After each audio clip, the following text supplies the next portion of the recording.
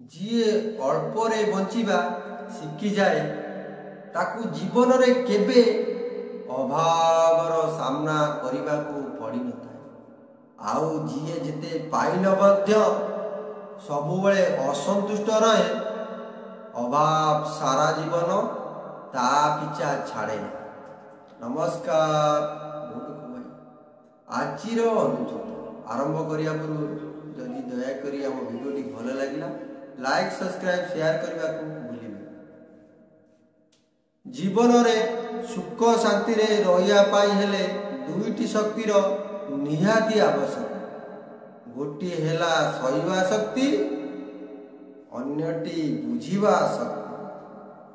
ଏହାକୁ ଯିଏ ପାଇଛି ସିଏ ସୁଖ ଶାନ୍ତିରେ ରହିଛି। ମଣିଷ ନିଜର ବ୍ୟବହାର ଏବଂ ସଂସ୍କାର ପାଇଁ ବଡ଼ ହୋଇଥାଏ, ଟଙ୍କା ପାଇଁ ନୁହେଁ। ଟଙ୍କା ତ ଭିକାରୀ ବି ଇନକମ୍ କରୁଛି। ସବୁବେଳେ ସମସ୍ତଙ୍କୁ ରେସ୍ପେକ୍ଟ ଦିଅ ଏବଂ ସମସ୍ତଙ୍କୁ ହାର୍ଟରେ ରହିବା ପାଇଁ ଚେଷ୍ଟା କର।